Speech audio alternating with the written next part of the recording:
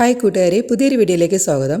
ഇന്നും ഞാൻ സേമിയായിട്ടാണ് എത്തിയിരിക്കുന്നത് കേട്ടോ. അപ്പം നിങ്ങൾ വിചാരിക്കും പോലെ പായസത്തിൻ്റെ റെസിപ്പിയൊന്നുമല്ല, പക്ഷേ വളരെ ഹെൽത്തി ആയിട്ടുള്ള കുട്ടികൾക്ക് വളരെ ഇഷ്ടപ്പെടുന്ന ഒരു റെസിപ്പിയാണ് ഞാനീ പറയുന്നത്.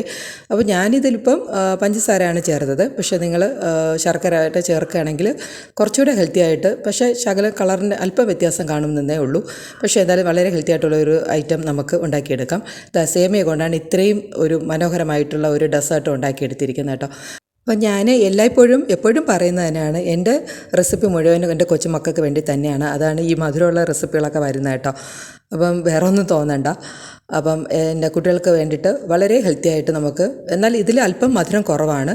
അപ്പോൾ ആ കണക്കിനാണ് ഞാനിപ്പോൾ ഉണ്ടാക്കിയിരിക്കുന്നത്. ഞാനിപ്പം അല്പം മധുരം കുറച്ചിട്ടാണ് ചെയ്തിരിക്കുന്നത്. അപ്പം നിങ്ങൾക്ക് മധുരം കൂട്ടിയും കുറച്ചുമൊക്കെ ഇത് ഉണ്ടാക്കിയെടുക്കാം. വേഗം തന്നെ നമുക്ക് വീഡിയോ കിടക്കാം. ഇതിനൊക്കെ വേണ്ട ഇൻഗ്രീഡിയൻസ് എന്തൊക്കെയാണെന്ന് നോക്കാം.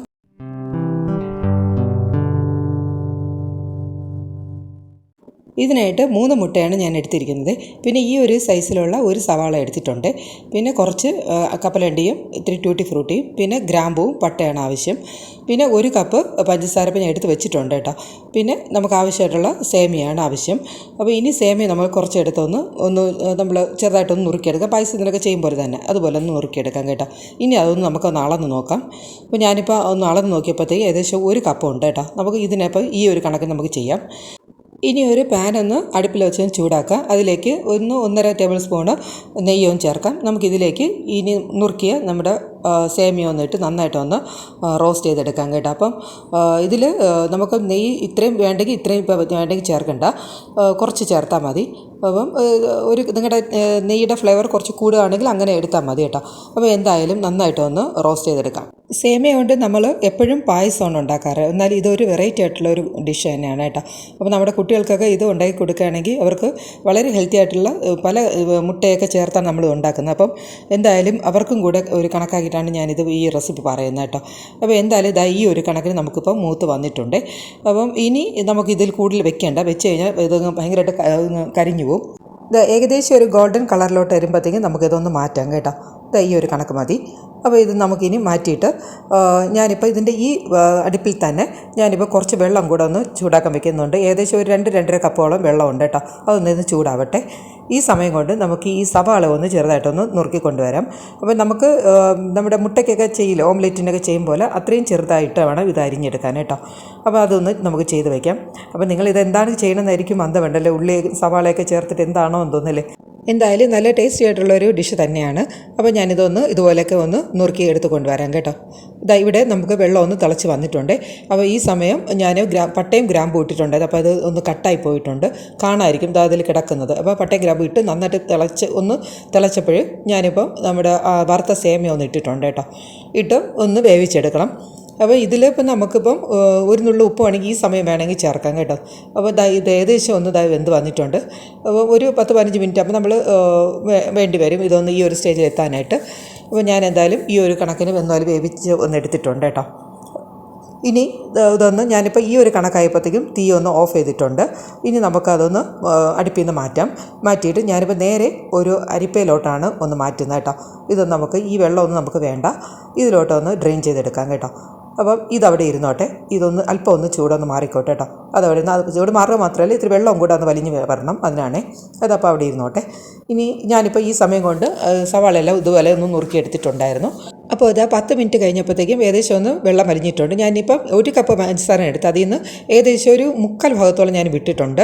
അതുകൂടെ ഇട്ട് നന്നായിട്ട് ഒന്ന് മിക്സ് ചെയ്ത് വെക്കാം കേട്ടോ. അപ്പം നമ്മൾ ഡയറക്റ്റായിട്ട് പഞ്ചസാര നമ്മൾ വേവിക്കുമ്പോൾ അല്ല ചേർക്കുന്നത്, ഈ ഒരു സ്റ്റേജിലാണ് ചേർക്കുന്നത് കേട്ടോ. അതായത് വെള്ളം വാർത്ത് വെച്ചതിന് ശേഷമാണ് പഞ്ചസാര ചേർക്കുന്നത് കേട്ടോ.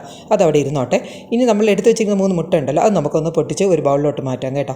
മുട്ട ബീറ്റൊന്നും ചെയ്യേണ്ട, അതങ്ങനെ അവിടെ ഇരുന്നോട്ടെ കേട്ടോ.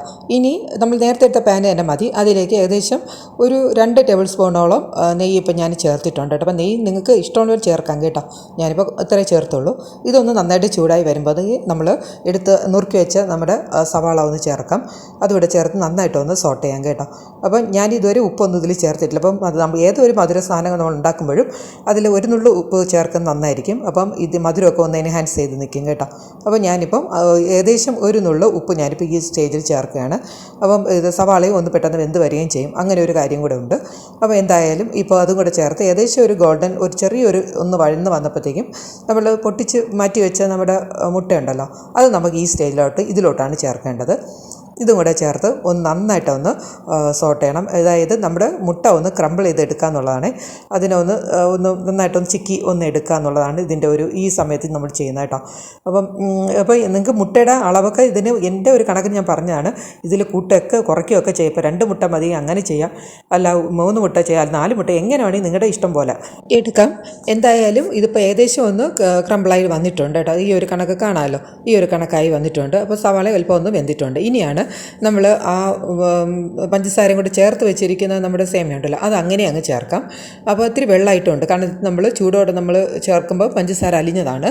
അപ്പോൾ അതും കൂടെ ചേർത്ത് ഒന്ന് നന്നായിട്ട് ഒന്നുകൂടെ നന്നായിട്ട് സോട്ട് ചെയ്ത് ഈ വെള്ളം ഒന്ന് വലിച്ചെടുക്കണം. ഇനി അതാണ് നമുക്ക് വേണ്ടത്. അപ്പം ഇത് ഞാൻ പറഞ്ഞില്ലേ, ഇതിപ്പം നമുക്ക് ഏറ്റവും സിമ്പിളായിട്ട് വളരെ എളുപ്പത്തിൽ ചെയ്തെടുക്കാവുന്ന ഒരു കാര്യമാണ്. 2-3 മുട്ടയും ഇത്തിരി സേമിയൊക്കെ എല്ലാവരുടെ വീട്ടിലും കാണും. ഇത്തിരി പായസം ഉണ്ടാക്കാനുള്ള സേമിയ എല്ലാവരുടെ വീട്ടിലും കാണും. അതും വെച്ച് നമ്മുടെ കുട്ടികൾക്ക് ഉണ്ടാക്കി കൊടുക്കാവുന്ന നല്ലൊരു ഐറ്റമാണ് കേട്ടോ. അപ്പം ഇത് ഏകദേശമൊക്കെ വെള്ളമൊക്കെ ഒന്ന് പറ്റി വന്നിട്ടുണ്ട്. അപ്പം ഞാനിപ്പോൾ ഇതിലൊന്നും കളറൊന്നും ചേർക്കുന്നില്ല, പകരം ഒരു മഞ്ഞപ്പൊടിയാണ് ചേർക്കുന്നത്. അപ്പോൾ കുട്ടികൾക്ക് കഴിക്കുമ്പോൾ ഇത്തിരി കളറോടെ കഴിക്കുമ്പോൾ അവർക്കും ഒരു ഇഷ്ടമായിരിക്കുമല്ലോ. അപ്പം അതുകൊണ്ട് ഞാനിപ്പം മഞ്ഞപ്പൊടിയാണ് ചേർത്തത്. അപ്പം വേണ്ട നിങ്ങൾക്ക് മറ്റേതെങ്കിലും കളർ ചേർക്കണമെങ്കിൽ അങ്ങനെയൊക്കെ ചേർക്കാം കേട്ടോ. അപ്പോൾ അകലും നമ്മൾ വീട്ടിലുള്ള നമ്മുടെ മഞ്ഞപ്പൊടിയൊക്കെ ചേർക്കുന്നതാണ് നല്ലത് കേട്ടോ. അപ്പോൾ അത് നിൽക്കടെ ചേർത്ത് ഇപ്പം ഏകദേശം കളറൊക്കെ വന്നിട്ടുണ്ട്. അപ്പോൾ ഈ ഒരു കണക്കിനാണ് ഇപ്പോൾ വരുന്നത് കേട്ടോ. ഇനി നമുക്കിതിൽ ഈ പഞ്ചസാര ഞാനിപ്പോൾ നോക്കിയപ്പോൾ അല്പം ഒരു കുറവുണ്ട്. അപ്പോൾ അതുകൊണ്ട് ഏകദേശം ഒരു 2 ടേബിൾ സ്പൂണോളം പഞ്ചസാര ഇപ്പോൾ ഞാൻ ചേർക്കുന്നുണ്ട് കേട്ടോ. അപ്പോൾ നമ്മളിപ്പോൾ 1 കപ്പാണ് എടുത്തിരുന്നത്, അതിൽ 3/4 കപ്പ് അടുപ്പിച്ച് ഞാൻ എടുത്തില്ലായിരുന്നു, അതിൻ്റെ താന്നാണ് നിന്നത്. ഇപ്പോൾ എല്ലാം കൂടെ ഒരു 3/4 കപ്പാണ് ഇപ്പോൾ എനിക്ക് വന്നത് കേട്ടോ. ഇതൊരു മീഡിയം മധുരമേ കാണുള്ളൂ. നിങ്ങൾക്ക് വേണമെങ്കിൽ 1 കപ്പ് വരെ ചേർക്കാം കേട്ടോ. അതാണ് ഞാൻ എടുത്ത് വെച്ചത്. പക്ഷേ ഇവിടെ മധുരം നമുക്കിവിടെ കുറച്ച് പുറകിലാണ്. അപ്പോൾ അതുകൊണ്ടാണ് ഞാൻ 3/4 കപ്പ് എടുത്തുള്ളൂ. നിങ്ങൾ 1 കപ്പ് വരെ എടുക്കാം കേട്ടോ, അതിൽ കൂടുതൽ എടുക്കണ്ട. അപ്പോൾ എന്തായാലും ഈ ഒരു കണക്കിന് നമ്മൾ റെഡിയാക്കി എടുത്തിട്ടുണ്ട്. ഏകദേശം വെള്ളം വറ്റി വന്നപ്പോൾ ഞാൻ ഇത്തിരി ഏലക്കപ്പൊടി കൂടെ ചേർത്തിട്ടുണ്ട് കേട്ടോ. അപ്പോൾ നമ്മുടെ പണി ഇവിടെ ഏകദേശം തീരാറായിട്ടുണ്ട്. ഒന്ന് വെള്ളമൊക്കെ വറ്റി വന്നിട്ടുണ്ട് കേട്ടോ. ഇനി നമുക്ക് എടുത്ത് വെച്ചിരിക്കുന്ന കപ്പലണ്ടിയും ടൂട്ടി ഫ്രൂട്ടിയും ഒന്ന് ചേർക്കാം. അപ്പം നട്ട്സ് വേണമെങ്കിൽ ചേർക്കാം, പിസ്ത എന്ത് വേണമെങ്കിൽ നിങ്ങൾക്ക് ചേർക്കാം കേട്ടോ. ഞാനിപ്പം കപ്പലണ്ടിയാണ് ചേർത്തത്. അപ്പോൾ എന്ത് വേണമെങ്കിൽ നിങ്ങൾക്ക് ചേർക്കാം. പിന്നെ ഇതൊന്ന് തോർത്തിയെടുക്കുമ്പോൾ അധികം വെള്ളം മയം കാണരുത് കേട്ടോ. എങ്കിൽ പിന്നെ നമ്മുടെ അതിൻ്റെ ചെയ്ത് വയ്ക്കുമ്പോൾ ഒരു ടേസ്റ്റ് കുറവായിരിക്കും. അപ്പം ആകിലും വെള്ളം ഒന്ന് വറ്റിച്ച് തന്നെ എടുക്കുക. അപ്പോൾ ഈ ഒരു കണക്കിനാണ് ഞാൻ എടുത്തിരിക്കുന്നത്. അപ്പോൾ നമുക്ക് ഇത് ഒരു ബൗളിലോട്ട് മാറ്റാം. ഇപ്പോൾ ഞാൻ പുറമേക്ക് വീണ്ടും കുറച്ച് ടൂട്ടി ഫ്രൂട്ടിയുടെ ചേർക്കുന്നുണ്ട്. അപ്പം അത് കഴിക്കാനൊക്കെ കിട്ടുമ്പോൾ ഇടയ്ക്ക് ഒരു രസമായിരിക്കും. പിന്നെ കുറച്ച് നട്ട്സ്, അതായത് അണ്ടിപ്പരിപ്പ് കുറച്ച് ഞാനിപ്പം അത് മേലെയാണ് ഇടുന്നത്. അപ്പോൾ ഇത്രയേ ഉള്ളൂ. നമ്മുടെ ഗാർണിഷിങ്ങും നമ്മുടെ റെസിപ്പിയും ഒക്കെ ഇവിടെ കഴിഞ്ഞിട്ടുണ്ട്. അപ്പോൾ ഇത് വളരെ ടേസ്റ്റിയാണ് കേട്ടോ. ഞാൻ പറഞ്ഞില്ലേ, മധുരം ഇത്തിരി കുറവാണ് ഇതിൽ.